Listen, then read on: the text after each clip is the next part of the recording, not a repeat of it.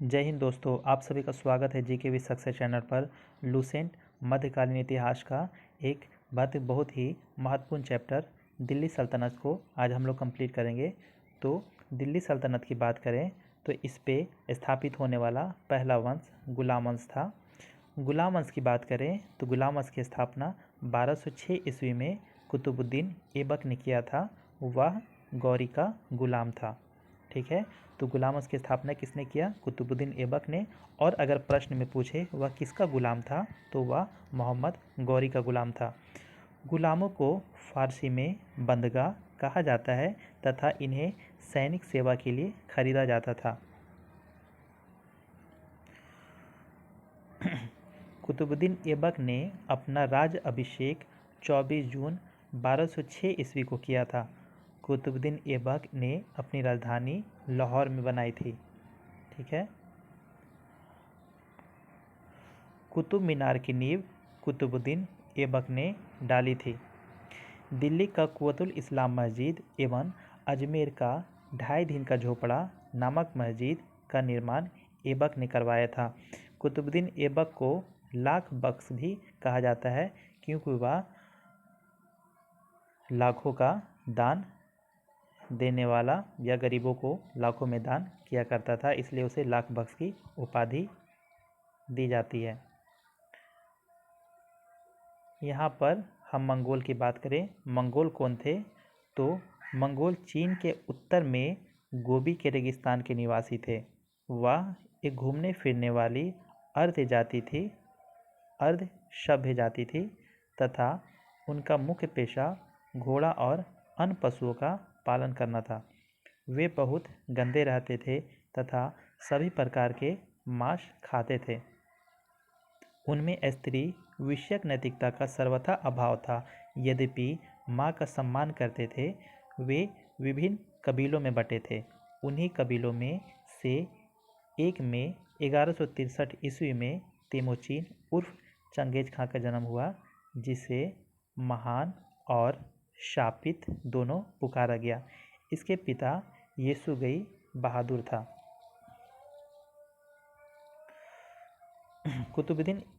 कुतुबुद्दीन के समय में कुतुब मीनार की केवल पहली मंजिल बन सकी। इल्तुतमिश ने इसे 225 फीट ऊंची 4 मंजिला का बना दिया। फिरोज शाह तुगलक के समय बिजली गिरने के कारण इसकी चौथी मंजिल नष्ट हो गई, जिससे कारण फिरोज ने इसमें 2 छोटी मंजिल बनवा दी, जिससे इसमें 5 मंजिल हो गई और ऊंचाई 9 फीट से बढ़कर 234 फीट हो गई। तो अगर कुतुब मीनार की बात करें तो इसमें किन किन शासकों का योगदान है? तो कुतुबुद्दीन ऐबक, इल्तुतमिश और फिरोज तुगलक।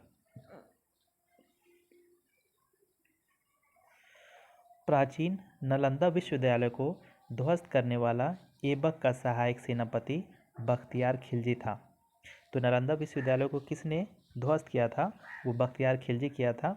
ऐबक की मृत्यु 1210 ईस्वी में चौगान खेलते समय घोड़े से गिरकर हो गई और इसे लाहौर में दफनाया गया।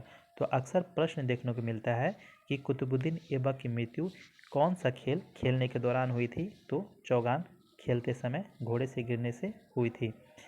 ऐबक का उत्तराधिकारी आराम शाह हुआ, जिसने 8 महीनों तक शासन किया। आराम शाह की हत्या करके इल्तुतमिश ने 1211 ईस्वी में दिल्ली की गद्दी पर बैठा। इल्तुतमिश तुर्कमेनिस्तान का इलबरी तुर्क था, जो ऐबक का गुलाम और दामाद था। ऐबक की मृत्यु के समय वह बदायूं का गवर्नर था। ये एग्ज़ाम में प्रश्न देखने को मिलता है कि जब कुतुबुद्दीन ऐबक की मृत्यु हुई तो उस समय इल्तुतमिश कहाँ का गवर्नर था? तो वो बदायूं का गवर्नर था। इल्तुतमिश लाहौर से राजधानी को स्थानांतरित करके दिल्ली लाया। इसने हौज ए सुल्तानी का निर्माण देहली ए कुहना के निकट करवाया था। तो हौज ए सुल्तानी का निर्माण किसने करवाया था? इल्तुतमिश ने करवाया था। इल्तुतमिश के बारे में महत्वपूर्ण कार्य को देखते हैं। इल्तुतमिश ने कौन कौन से महत्वपूर्ण कार्य किए? तो पहला, कुतुब मीनार के निर्माण को पूर्ण करवाया। दूसरा, सबसे पहले शुद्ध अरबी के सिक्के जारी किए। तो शुद्ध अरबी के सिक्के सबसे पहले इल्तुतमिश ने जारी किया। चांदी का टंका और तांबा का जीतल। इक्ता प्रणाली चलाई इल्तुतमिश ने। इसने 40 गुलाम सरदारों का संगठन बनाया जो तुर्कान ए चेहलगानी के नाम से जाना गया। सर्वप्रथम दिल्ली के अमीरों का दमन भी इल्तुतमिश ने किया था। इल्तुतमिश पहला शासक था जिसने 1229 ईस्वी में बगदाद के खलीफा से सुल्तान के पद की वैधानिक स्वीकृति प्राप्त की। इससे पहले किसी ने बगदाद के खलीफा से सुल्तान के पद के लिए वैधानिक स्वीकृति प्राप्त नहीं की थी। इल्तुतमिश की मृत्यु अप्रैल 1236 ईस्वी में हो गई। चंगेज़ खां से बचने के लिए ख्वारिज़्म के सम्राट जलालुद्दीन को इल्तुतमिश ने अपने यहाँ शरण नहीं दी थी। इल्तुतमिश के बाद उसका पुत्र रुकनुद्दीन फिरोज गद्दी पर बैठा। वह एक अयोग्य शासक था। इसके अल्पकालीन शासन पर उसकी माँ शाह तुर्कान छाई रही। शाह तुर्कान के अवांछित प्रभाव से परेशान होकर तुर्की अमीरों ने रुकनुद्दीन को गद्दी से हटाकर रजिया को सिंहासन पर आसीन किया। इस प्रकार रजिया बेगम प्रथम मुस्लिम महिला थी जिसने शासन की बागडोर को संभाला। रजिया ने पर्दा प्रथा का त्याग कर वह पुरुषों की तरह चोगा जिसे कावा कहते हैं एवं कुल्हा जिसे टोपी कहते हैं पहनकर राज दरबार में खुले मुँह जाने लगी। रजिया ने मलिक जलालुद्दीन याकूत को अमीर ए याकूर जिसे घोड़े का सरदार कहते हैं उस पद पर नियुक्त किया। गैर तुर्कों को सामंत बनाने के रजिया के प्रयासों से तुर्की अमीर विरुद्ध हो गए और उसे बंदी बनाकर दिल्ली के गद्दी पर मुइजुद्दीन बहराम शाह को बैठा दिया। ठीक है। रजिया की शादी अल्तुनिया के साथ हुई। इससे शादी करने के बाद रजिया ने पुनः गद्दी प्राप्त करने का प्रयास किया लेकिन वह असफल रही। रजिया की हत्या 13 अक्टूबर 1240 ईस्वी को डाकुओं के द्वारा कैथल के पास कर दी गई। बहराम शाह को बंदी बनाकर उसकी हत्या 1242 ईस्वी में कर दी गई। उसके बाद दिल्ली का सुल्तान अलाउद्दीन मशहूद शाह बना। बलबन ने षड्यंत्र के द्वारा 1246 ईस्वी में अलाउद्दीन मशहूद शाह को सुल्तान के पद से हटाकर नसरुद्दीन महमूद को सुल्तान बना दिया। नसरुद्दीन महमूद ऐसा सुल्तान था जो टोपी सीकर अपना जीवन निर्वाह किया करता था। बलबन ने अपनी पुत्री का विवाह नसीरुद्दीन महमूद के साथ किया। तो बलबन ने अपनी पुत्री का विवाह किससे किया? नसीरुद्दीन महमूद के साथ किया। बलबन का वास्तविक नाम बहाउद्दीन था। वह इल्तुतमिश का गुलाम था।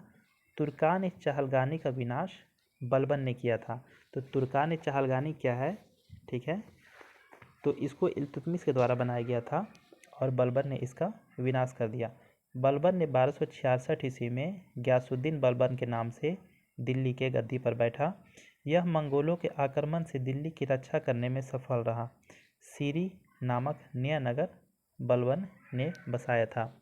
तो सीरी नगर किसने बसाया था? बलबन ने बसाया था।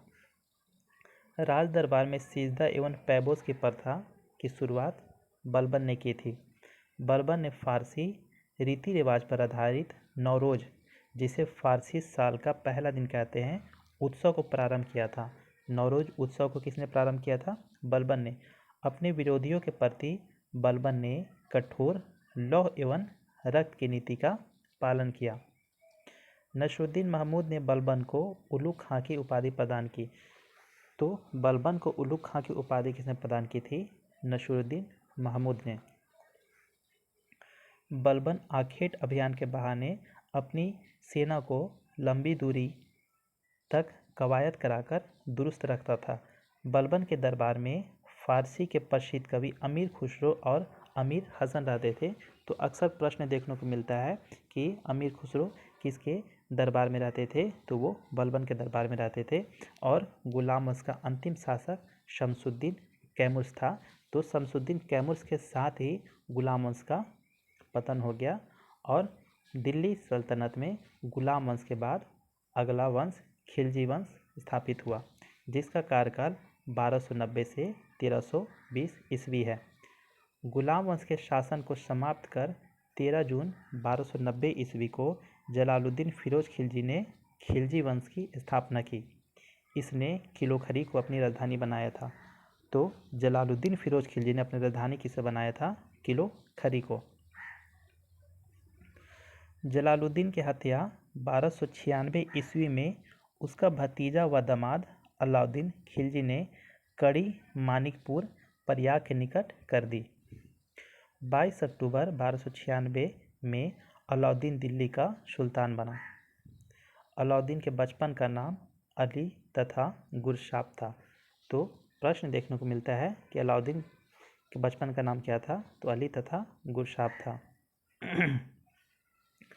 अलाउद्दीन खिलजी ने सेना को नगद वेतन देने एवं अस्थायी सेना की नींव डाली।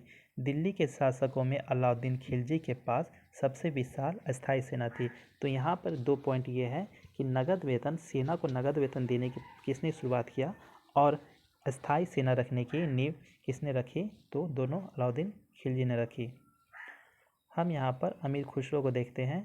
तो अमीर खुसरो का मूल नाम मोहम्मद हसन था। उसका जन्म पटियाली, पश्चिमी उत्तर प्रदेश में बदायूं के पास 1252 ईस्वी में हुआ था। खुसरो प्रसिद्ध सूफी संत शेख निजामुद्दीन औलिया के शिष्य थे। वह बलबन से लेकर मोहम्मद तुगलक तक दिल्ली के सुल्तानों के दरबार में रहे।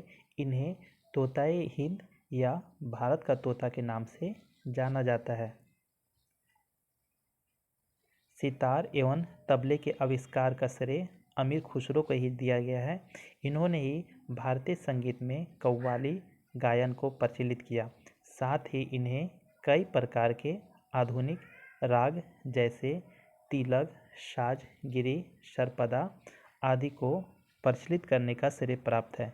इन्हें हिंदी खड़ी बोली का जनक भी कहा जाता है। तो खड़ी बोली का जनक किसको कहा जाता है? अमीर खुसरो को।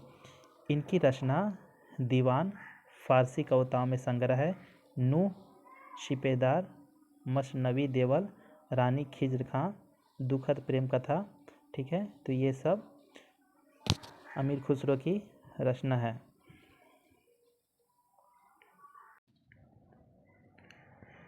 घोड़ा दागने एवं सैनिकों का हुलिया लिखने की प्रथा की शुरुआत अलाउद्दीन खिलजी ने की। घोड़ा दागने और सैनिकों का हुलिया, ये दोनों की भी प्रथा की शुरुआत किसने किया? अलाउद्दीन खिलजी ने किया। अलाउद्दीन ने भू राजस्व की दर को बढ़ाकर उपज का 1/2 भाग कर दिया। तो या तो प्रश्न पूछे कि भू राजस्व दर को बढ़ाकर 1/2 या फिर 50% टैक्स कौन कर दिया? तो वो अलाउद्दीन खिलजी ने कर दिया। इसने खम्स, जिसे लूट का धन कहते हैं, सुल्तान का हिस्सा 1/4 के स्थान पर 3/4 भाग कर दिया। इसने व्यापारियों में बेईमानी रोकने के लिए कम तौलने वाले व्यक्तियों को शरीर से मांस काट लेने का आदेश दिया। इसने अपने शासनकाल में मूल्य नियंत्रण प्रणाली को दृढ़ता से लागू किया। ठीक है, दक्षिण भारत के विजय के लिए अलाउद्दीन ने मलिक काफूर को भेजा था। तो दक्षिण भारत का विजय के लिए अलाउद्दीन खिलजी ने किसे भेजा था? मलिक काफूर को भेजा था। बाजार नियंत्रण करने के लिए अलाउद्दीन खिलजी के द्वारा बनाए जाने वाले नवीन पद क्रमानुसार नीचे दिए गए हैं। ठीक है, जैसे दीवाने रियासत क्या है? तो यह व्यापारियों पर नियंत्रण रखता था और यह बाजार नियंत्रण की पूरी व्यवस्था का संचालन करता था। तो दीवाने रियासत क्या था? ये व्यापारियों पर नियंत्रण रखता था। अगला है सहना ए मंडी। तो प्रत्येक बाजार में बाजार का अधीक्षक होता था। बरीद ये बाजार के अंदर घूमकर बाजार का निरीक्षण करता था। वहीं मुहियान व गुप्तचर कौन था? तो ये गुप्त सूचना प्राप्त करता था। जमायत खाना मस्जिद, अलाई दरवाज़ा, सीरी का किला, हजार खम्बा महल का निर्माण अलाउद्दीन ने करवाया। देखिए यहाँ पर कन्फ्यूजन क्या होता है ना, कि ये जो सीरी के नाम से, सीरी का अगर किला बोले तो वो अलाउद्दीन खिलजी ने बनवाया था, लेकिन अगर सीरी सीरी नगर बोले, सीरी नामक नगर की स्थापना तो वो बलबन ने किया था। अलाई दरवाज़ा को इस्लामी वास्तुकला का रत्न कहा जाता है।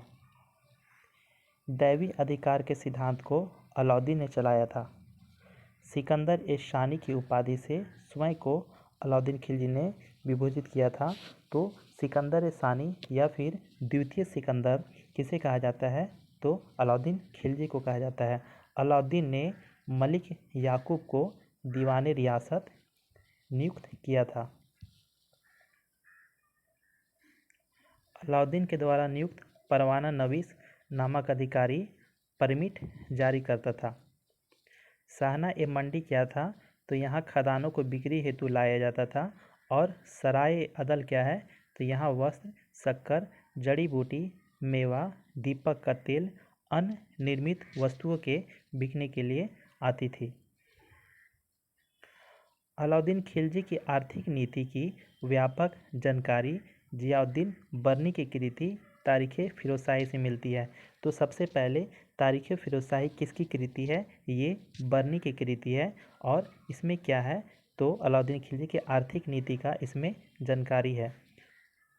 ख्वाजनुल फुतूह अमीर खुसरो का, रिहला इब्न बतूता का और फुतूह सल लातिन इशामी की कृति है। मूल्य नियंत्रण को सफल बनाने में मुहतसिब जिसे सेंसर एवं नाजिर जिसे नाप तोल का अधिकारी की महत्वपूर्ण भूमिका थी। तो मूल्य नियंत्रण को सफल बनाने में मुहतसिब और नाजिर की महत्वपूर्ण भूमिका थी। राजस्व सुधारों के अंतर्गत अलाउद्दीन ने सर्वप्रथम मिल्क इनाम एवं वक्फ के अंतर्गत दी गई भूमि को वापस लेकर उसे खालसा भूमि में बदल दिया। अलाउद्दीन खिलजी के द्वारा लगाए जाने वाले दो नवीन कर थे। एक थे चराई कर, दुधारू पशुओं पर लगाया जाता था। दूसरा गढ़ई कर, जो घरों और झोपड़ियों पर लगाया जाता था। अलाउद्दीन खिलजी के शासनकाल में 1297 से 1306 ईस्वी तक मंगोलों के 6 आक्रमण हुए। प्रथम आक्रमण 1297 ईस्वी में कादर खां के नेतृत्व में, दूसरा आक्रमण 1298 में सल्दी के नेतृत्व में, तीसरा आक्रमण 1299 ईस्वी में कुतलुक ख्वाजा के नेतृत्व में और चौथा आक्रमण 1303 ईस्वी में तारगी के नेतृत्व में एवं पांचवा आक्रमण 1305 ईस्वी में अली बेग और तरकाक के नेतृत्व में एवं छठा आक्रमण 1306 ईस्वी में कबक और इकलाब मंद के नेतृत्व में हुआ था। अलाउद्दीन खिलजी की मृत्यु 5 जनवरी 1316 ईस्वी को हो गई। कुतुबुद्दीन मुबारक खिलजी 1316 ईस्वी को दिल्ली के सिंहासन पर बैठा। इसे नग्न स्त्री और पुरुष की संगत पसंद थी। मुबारक खिलजी कभी कभी राज दरबार में स्त्रियों का वस्त्र पहनकर आ जाता था। बर्नी के अनुसार मुबारक कभी कभी नग्न होकर दरबारियों के बीच दौड़ा करता था। मुबारक खां ने खलीफा की उपाधि धारण की। तो पूछता है प्रश्न कि किस शासक ने खलीफा की उपाधि धारण की? तो मुबारक खां ने। मुबारक के वजीर खुसरो खां ने 15 अप्रैल 1320 ईस्वी को इसकी हत्या कर दी और स्वयं दिल्ली के सिंहासन पर बैठा। खुसरो खां ने पैगंबर की सेनापति की उपाधि धारण की। तो यहाँ पर दो उपाधि, अगर खलीफा की उपाधि पूछे तो मुबारक खां, पैगंबर के सेनापति की उपाधि किसने धारण की? तो खुसरो खां। खिलजी वंश पर दिल्ली में अगला वंश तुगलक वंश की स्थापना हुआ, जिसका कार्यकाल 1320 से 1398 ईस्वी तक था।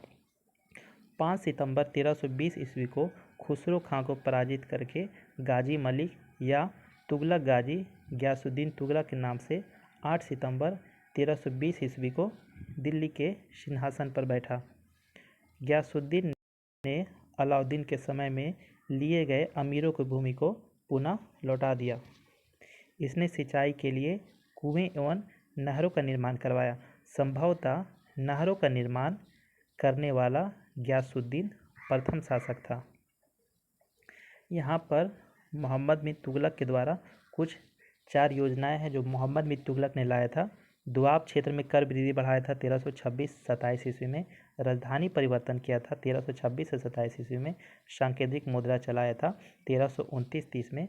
और खुरासान एवं कराची पर अभियान चलाया था।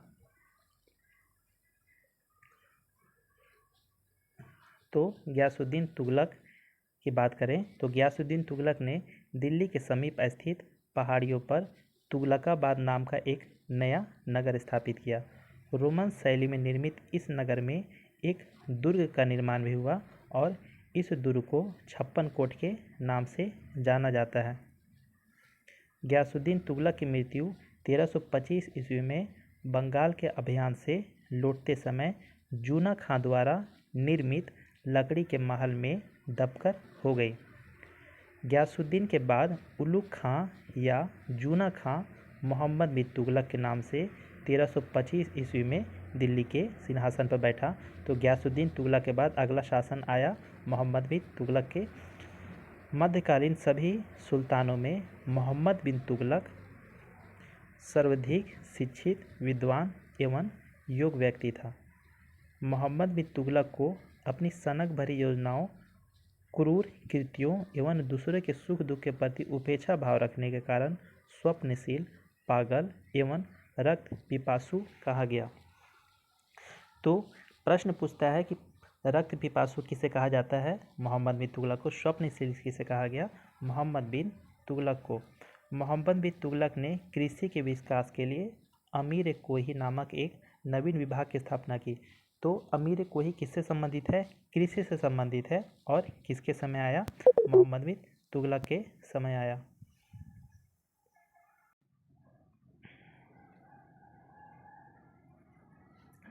मोहम्मद बिन तुगलक ने अपनी राजधानी दिल्ली से देवगिरी में स्थानांतरित की और इसका नाम दौलताबाद रखा। मोहम्मद बिन तुगलक ने अपने प्रत्येक मलिक के सम्मान में दो पोशाक दिया करता था, एक जाड़े में और दूसरा गर्मी में। कहा जाता है कि डाक प्रबंधों के द्वारा मोहम्मद बिन तुगलक के लिए ताज़े फल खुरासान से एवं पीने के लिए गंगा जल का पानी मंगवाया जाता था। सांकेतिक मुद्रा के अंतर्गत मोहम्मद बिन तुगलक ने कांसा फरिश्ता के अनुसार एवं तांबा बरनी के अनुसार धातुओं के सिक्के चलवाए, जिनका मूल्य चांदी के रुपए के टंका के बराबर होता था। एडवर्ड थॉमसन ने मोहम्मद बिन तुगलक को प्रिंस ऑफ मनियर्स की संज्ञा दी। तो प्रिंस ऑफ मनियर्स की संज्ञा किसे दिया गया? मोहम्मद बिन तुगलक को। किसके द्वारा? तो एडवर्ड थॉमस के द्वारा। सांकेतिक मुद्रा का प्रयोग चीन के कुबलई खां एवं ईरान के गजन खां नामक मंगोल शासक ने भी किया था। अफ्रीकी यात्री इब्न बतूता लगभग 1333 ईस्वी में भारत आया। सुल्तान ने इसे दिल्ली का काजी नियुक्त किया। 1342 ईस्वी में सुल्तान ने इसे अपने राजदूत के रूप में चीन भेजा। इब्न बतूता की पुस्तक रेहला में मोहम्मद बिन तुगलक के समय की घटनाओं का वर्णन है। इसने अपनी पुस्तक में विदेशी व्यापारियों के आवागमन, डाक चौकियों की स्थापना यानी डाक व्यवस्था एवं गुप्तचर व्यवस्था के बारे में लिखा। इसके अनुसार भारतीय डाक व्यवस्था दो प्रकार के थे, अश्व डाक व्यवस्था जिसे उलुक कहा जाता था और एक पैदल डाक व्यवस्था जिसे दाबा कहा जाता था। इसने नगाड़ों की भारी ध्वनि के बीच एक स्त्री को सती होने के दृश्य का वर्णन किया है। इसके कथन अनुसार सती होने के लिए सुल्तान से अनुमति लेनी पड़ती थी। मोहम्मद तुगलक के समय जिया नक्शबी पहला व्यक्ति था जिसने संस्कृत कथाओं की एक श्रृंखला का फारसी में अनुवाद किया था। इस पुस्तक का नाम तूतीनामा था, जिसमें एक तोता एक ऐसी विरहनी नायिका को कहानी सुनाता है जिसका पति यात्रा पर गया है।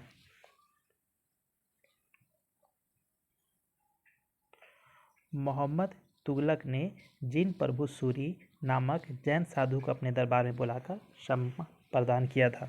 तो चीन प्रभु सूरी किसके समकालीन थे? मोहम्मद बिन तुगलक के समकालीन थे। मोहम्मद बिन तुगलक की मृत्यु 20 मार्च 1351 को सिंध जाते समय ठट्टा के निकट गोडाल में हो गई। मोहम्मद बिन तुगलक के शासनकाल में दक्षिण में हरिहर एवं बुक्का नामक दो भाइयों ने 1336 में स्वतंत्र विजयनगर की स्थापना की। तो विजयनगर की स्थापना 1336 में किसने किया? हरिहर एवं बुक्का ने।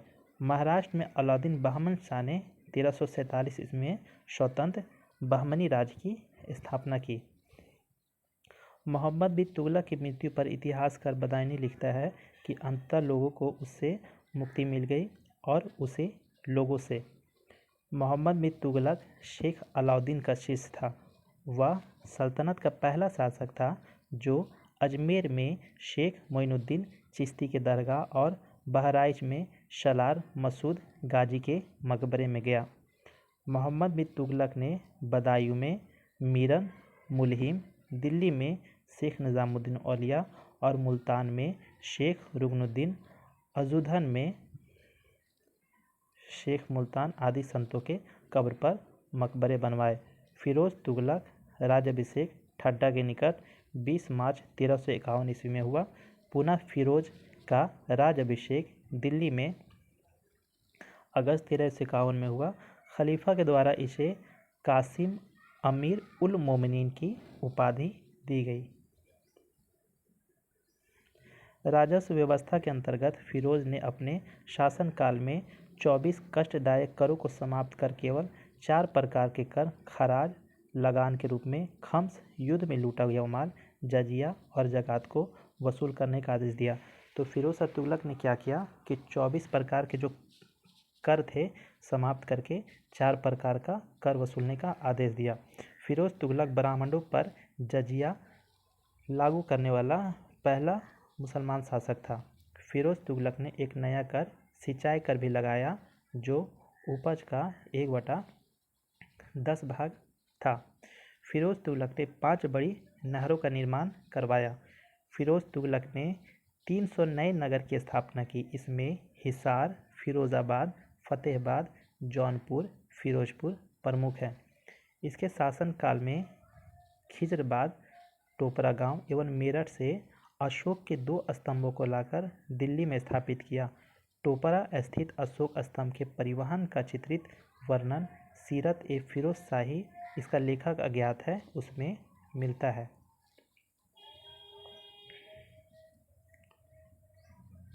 सुल्तान फिरोज तुगलक ने अनाथ मुस्लिम महिलाओं, विधवाओं एवं लड़कियों की सहायता के लिए एक नए विभाग दीवान-ए-खैरात विभाग की स्थापना की।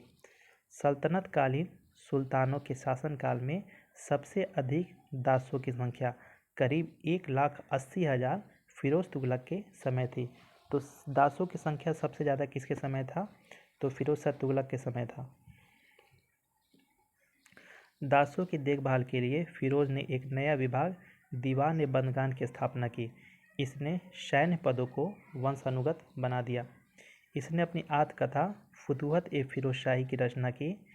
इसने ज़ियाउद्दीन बर्नी एवं शम्स सिराज अफीक को अपना संरक्षण प्रदान किया। फिरोज शाह तुगलक के नागरकोट, वर्तमान में कांगड़ा, अभियान 1361 ईस्वी के दौरान ज्वालामुखी मंदिर के पुस्तकालय से संस्कृत के 1300 ग्रंथ प्राप्त हुए। उनमें से कुछ को लगभग 300 को फारसी भाषा में अनुवाद अजीमुद्दीन किरमानी नामक फारसी के विद्वान ने किया।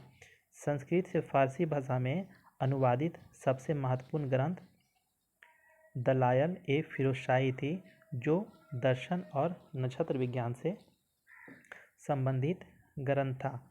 इसने चांदी और तांबे के मिश्रण से निर्मित सिक्के भी भारी संख्या में जारी करवाए, जिसे अद्धा एवं भीख कहा जाता था। फिरोज तुगलक की मृत्यु सितंबर 1388 ईस्वी में हो गई। फिरोज काल में निर्मित खान-ए-जहां तेलंगानी का मकबरा की तुलना जेरूसलम में निर्मित उमर-ए-मस्जिद से की जाती है। सुल्तान फिरोज तुगलक ने दिल्ली में कोटला फिरोज शाह दुर्ग का निर्माण करवाया। तुगलक वंश का अंतिम शासक नसरुद्दीन महमूद तुगलक था। इसके शासन दिल्ली में पालम तक ही रह गया था। तो कहा जाता है किसके समय दिल्ली से पालम तक ही उसका शासन रह गया था? तो नसरुद्दीन महमूद तुगलक के समय। तैमूरलंग ने सुल्तान नसरुद्दीन महमूद तुगलक के समय 1398 ईस्वी में दिल्ली पर आक्रमण किया। नसरुद्दीन के समय ही मलिक कुशरक पूर्वाधिपति की उपाधि धारण कर एक हिजड़ा मलिक सरवन ने जौनपुर में एक स्वतंत्र राज्य की स्थापना की। तो दिल्ली सल्तनत में अगला वंश तुगलक वंश के बाद अगला वंश सैयद वंश की स्थापना हुई, जिसका कार्यकाल 1414 से 1451 के बीच में था। सैयद वंश की बात करें तो सैयद वंश का संस्थापक खिज्र खां था। इसने सुल्तान की उपाधि ना धारण कर अपने को रैयत आला की उपाधि से ही खुश रखा। खिज्र खां तैमूर लंग का सेनापति था। भारत से लौटते समय तैमूर लंग ने खिज्र खां को मुल्तान, लाहौर और दीपालपुर का शासक नियुक्त किया।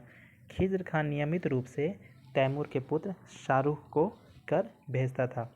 खिज्र खां की मृत्यु 20 मई 1421 ईस्वी में हो गई। खिज्र खां के पुत्र मुबारक खां ने शाह की उपाधि धारण की। ठीक है, तो खिज्र खां का जो पुत्र था मुबारक खां ने शाह की उपाधि धारण की। याह्या बिन सरहिंदी को मुबारक शाह का संरक्षण प्राप्त था और इसकी पुस्तक तारीख ए मुबारक शाही में सैयद वंश के विषय में जानकारी मिलती है। तो तारीख ए मुबारक शाही पुस्तक किसकी है? याह्या बिन सरहिंदी की है। और इसमें किस वंश का वर्णन मिलता है? तो सैयद वंश का। यमुना के किनारे मुबारकाबाद की स्थापना मुबारक शाह ने की थी। सैयद वंश का अंतिम शासक अलाउद्दीन आलम शाह था और सैयद वंश का शासन करीब 37 वर्षों तक चला। सैयद वंश की बात करें तो दिल्ली में अगला वंश लोधी वंश हुआ और इसका সময়काल 1451 से 1526 ईस्वी तक था। लोधी वंश का संस्थापक बहलोल लोधी था। ठीक है, वह 19 अप्रैल 1451 को बहलोल शाह गाजी की उपाधि से दिल्ली की सिंहासन पर बैठा। दिल्ली पर प्रथम अफगान राज्य की स्थापना का श्रेय बहलोल लोधी को दिया जाता है। तो दिल्ली पर अब तक तुर्क लोग ही शासन कर रहे थे, लेकिन पहला अफगान शासक जो हुआ वो लोधी वंश था और शासक की बात करें तो वो बहलोल लोधी था। बहलोल लोधी ने बहलोल सिक्के का प्रचलन करवाया। वह अपने सरदारों को मकसद ए अली कहकर पुकारता था। कौन? बहलोल लोधी। वह अपने सरदार के खड़े होने पर स्वयं भी खड़ा रहता था। बहलोल लोधी का पुत्र निजाम खां 17 जुलाई 1489 ईस्वी में सुल्तान सिकंदर शाह की उपाधि से दिल्ली के सिंहासन पर बैठा। 1504 ईस्वी में सिकंदर लोधी ने आगरा शहर की स्थापना की। तो आगरा शहर की स्थापना किसने किया? सिकंदर लोधी ने किया। भूमि के लिए मापन का प्रमाणिक पैमाना गजे सिकंदरी का प्रचलन भी सिकंदर लोधी ने किया। गुलरुखी शीर्षक से फारसी कविताएं लिखने वाला सुल्तान सिकंदर लोधी था। सिकंदर लोधी ने आगरा को अपनी नई राजधानी बनाया।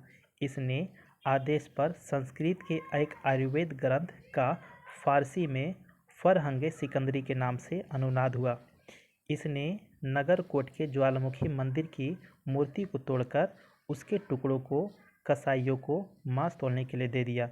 इसने मुसलमानों को ताजिया निकालने पर एवं मुसलमान स्त्रियों को पीरों तथा संतों के मजार पर जाने पर प्रतिबंध लगा दिया।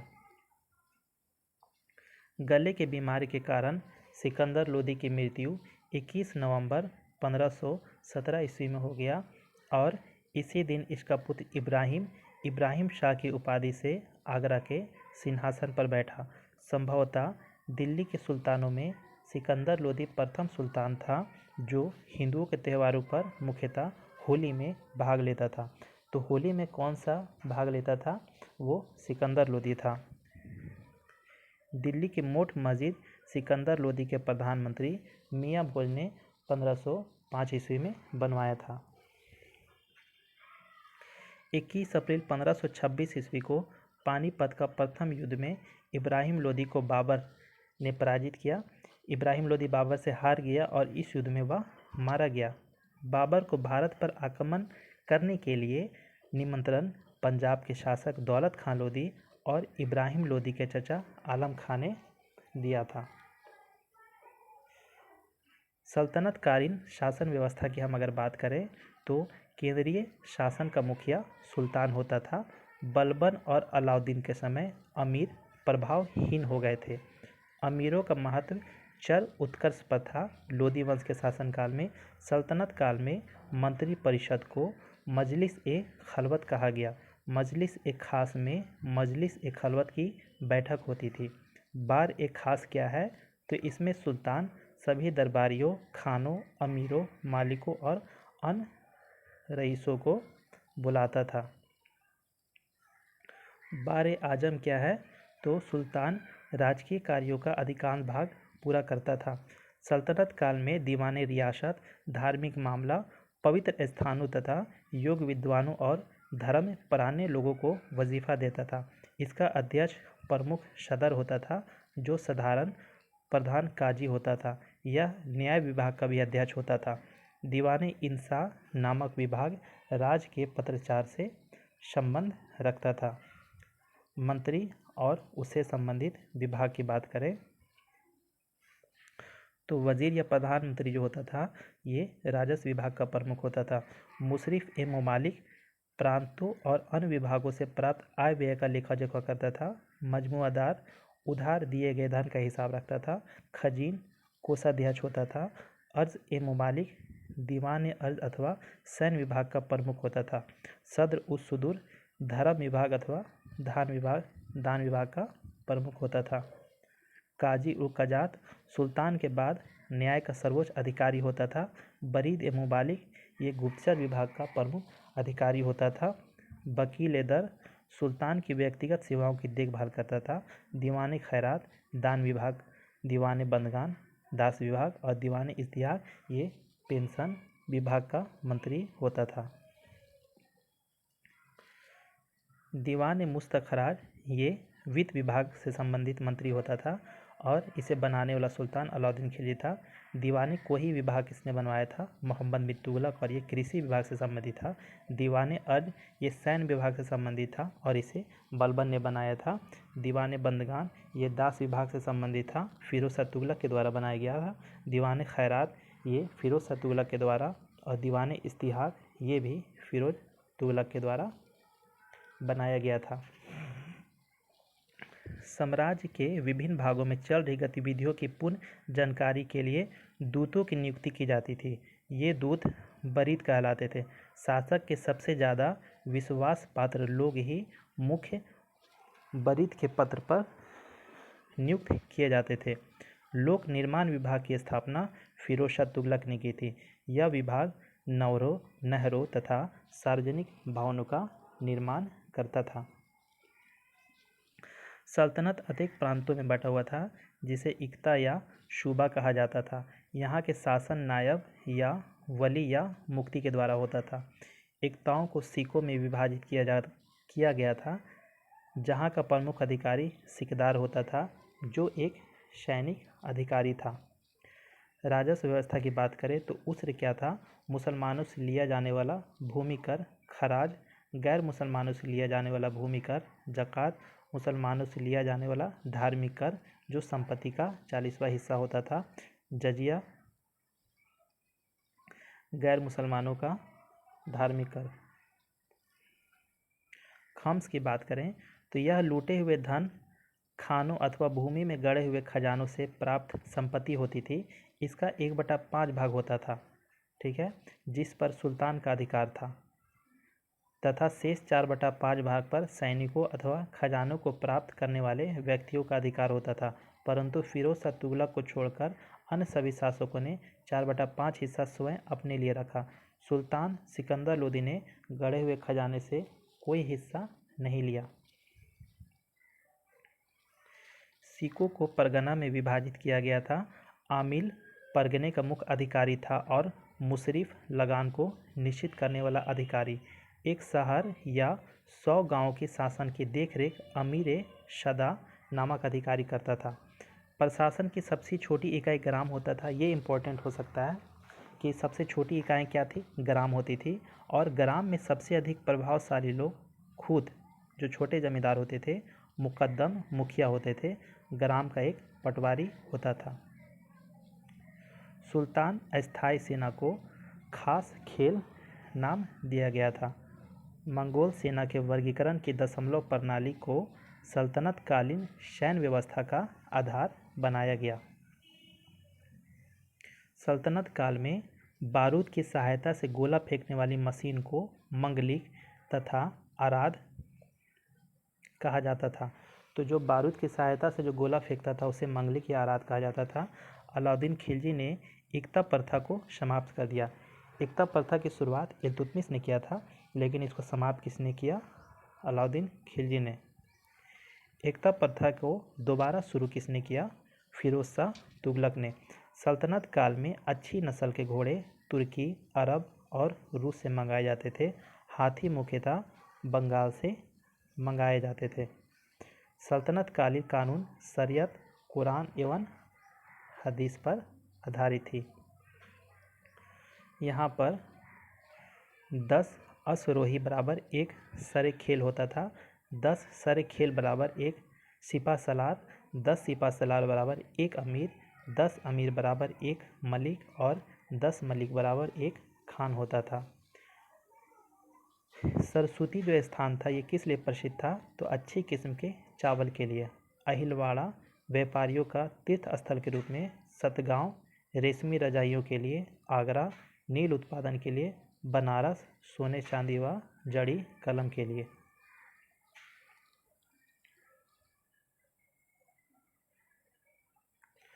मुस्लिम कानूनों को 4 महत्वपूर्ण स्रोत थे: कुरान, हदीस, इजमा व कयास। सुल्तान सप्ताह में 2 बार दरबार में न्याय करने के लिए उपस्थित होता था। सल्तनत काल में लगान निर्धारित करने की मिश्रित प्रणाली को मुक्तई कहा गया है। भूमि की नाप जोख करने के बाद क्षेत्रफल के आधार पर लगान का निर्धारण मशाहत कहलाता था और इसकी शुरुआत अलाउद्दीन ने की। पूर्णतः केंद्र के नियंत्रण में रहने वाली भूमि खालसा भूमि कहलाती थी। जैसे अभी बोलते हैं ना, जो सरकारी भूमि होती है सरकार की, तो उस समय जो केंद्र राजा की जो भूमि होती थी उसे खालसा भूमि कहलाती थी। अलाउद्दीन ने दान दी गई अधिकांश भूमि को छीनकर खालसा भूमि में परिवर्तित कर दिया। सल्तनत कालीन मुद्रा व्यवस्था चांदी के टंके और तांबे के दिरहन पर आधारित थी। देवल सल्तनत काल में अंतर्राष्ट्रीय बंदरगाह के रूप में प्रसिद्ध था। तो हम लोगों ने दिल्ली सल्तनत में जो भी शासक हुए, जो भी वंश हुआ, सभी वंशों को हम लोगों ने कंप्लीट किया। ये वीडियो आपको कैसा लगा आप कमेंट करके ज़रूर बताएं। Thank you.